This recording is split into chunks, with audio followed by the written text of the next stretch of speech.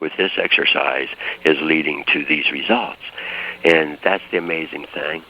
Before this, we really didn't have the type of machines that could measure whether you were doing something if there was a, significance coming out of a particular exercise. And now we know that our nerve fiber building exercises are indeed doing that, and that's the kind of cool thing, isn't it? About workouts in this method, making and being able to control and being more sensitive to our bioenergy and our biophotons. The research done by Professor Pop shows that biophotons are actually critical in keeping the body healed. Biophotons and light treatments show that they can actually heal different ailments like cancers and skin disorders and even internal challenges going on in the organs. Specific wavelengths of light can actually heal the body. And if we're already in a state of building our energy in such a way that we are running a conducive pattern and emitting a frequency of health and wellness, we will maintain a healthy body. Sifu Jones and Sifu Brown, I noticed that, when I came out of the experiment, that the director had said that the amount of bioenergy that I first began with was pretty significant, on this chart, and that it actually affected his energy field. So in the school, we are building up these nerve fibers to that great degree. Our field of influence is much greater than other energy systems that I had done in the past.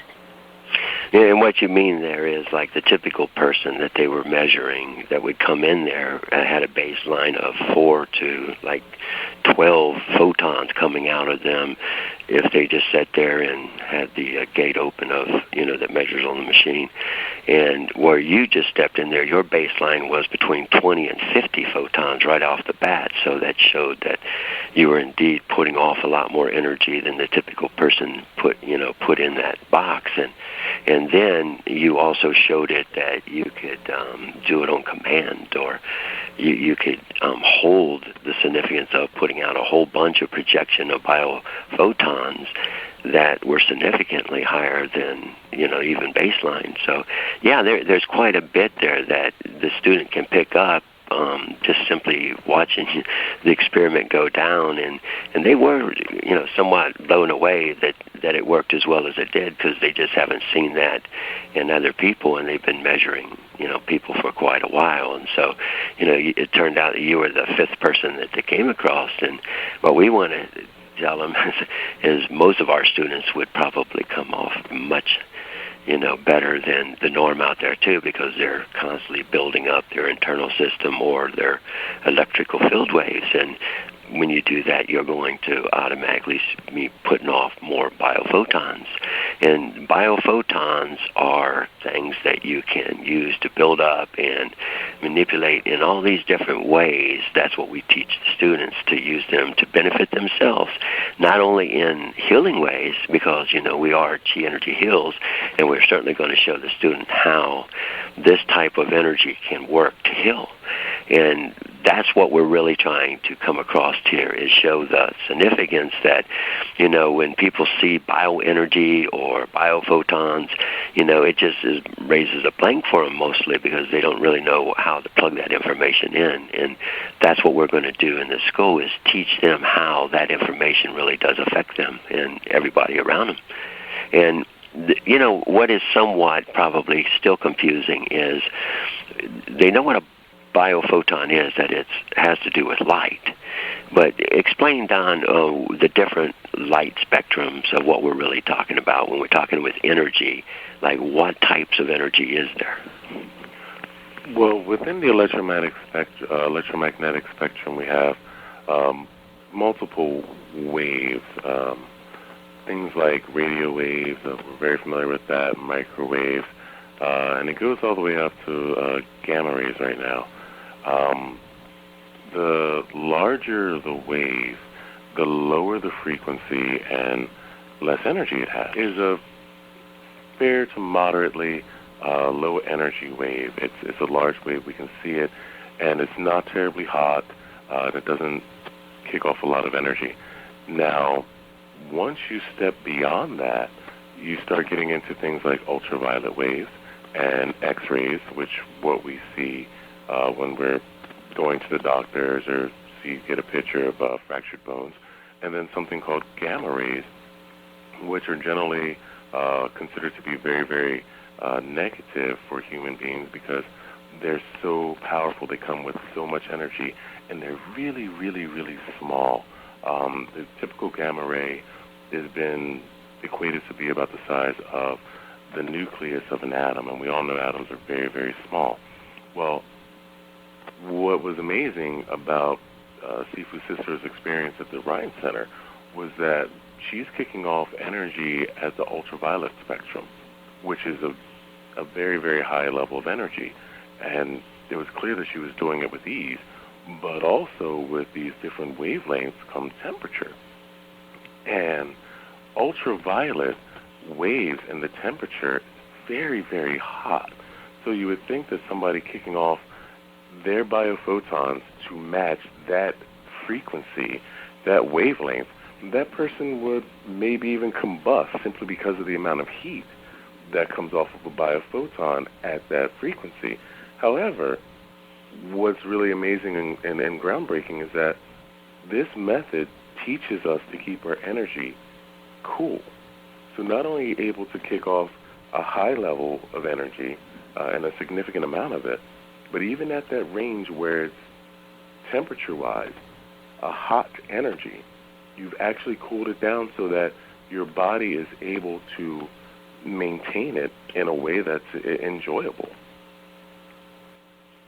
Yeah, and keeps you from getting hurt because that's really what we found out about energy is it stays on that hot side. And for the most part, if you would really get into that ultraviolet gamma range, you're getting burned up. And, if you've, studied our concept, the tri concept, which is, the form, making it good feeling, and then cooling it down, you realize that straight up we're teaching the student how to keep in the safest zones while they're learning to build up large quantities of energy, because it really has to do with temperature. And when you don't involve that or get that part of your component and you're doing energy work, you're going to go through a lot of bad side effects just from the nature of how energy builds up. So there's a lot of important, parts of this. It wasn't just her going into and putting off energy and what is the significance of that? And really the significance is what we're trying to show the students is when you can cool down your energy and keep putting off more and more energy, you can use it for healing techniques. You can use it for improving your own body, your own coordination skills. Your brain works better. You'll find that all aspects of your life will indeed work better as you learn concepts that we teach in this energy school. Sifu Jones, to piggyback and go back to something with the temperature, I remember long ago when I first began training with you, you warned me that, I can get my energy to such a level, but if I don't control the temperature, that it could actually physically cut me like a knife. And I was like, okay. And generally when you're telling me something until I experience it, I just go with it and say it will become real for me one day in the future.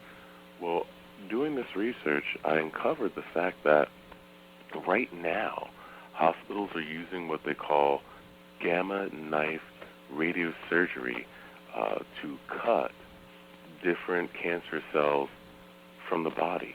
So they're using gamma rays and focusing them like a knife and using them to hit specific parts of the body, internal to the body, at specific ranges and depths to remove cancerous cells. Now, if we're not mindful of our energy and we get to that point where we're kicking off that amount of frequency, that we're reaching that frequency, if we're not controlling the temperature and being mindful of it, it's easy to see how that could actually happen, how you could cut yourself and not understand why you're hurting yourself. It's very important to pay attention to the rules and safeguards that are built into this method. Yeah, and of course we also teach students like the bad side effects to energy work, where a lot of people don't understand that you really have to account for that temperature. And every time you don't account for the temperature, or you allow your body to get too hot, it affects things like your immune system, things like pheromones that your body puts out that helps you to get along with people. I mean, these are all affected in weird ways as you heat up your body temperature too much in the inside. As that energy goes up, you literally change pheromones to this repelling kind. And so there's a lot of bad things that can come from heating up energy and not learning to cool it down right if you're going to use it on a regular basis. And if you're just going to use energy and building it up in this really hot way, it will directly lead to bad side effects. And that's really what we are trying to get across in this school, is all these scientific proofs, these cause and effect relationships from doing energy work in the right way. And that's what we have done, is broken it down for the students so that they can better see with these tangible results, what's going on there.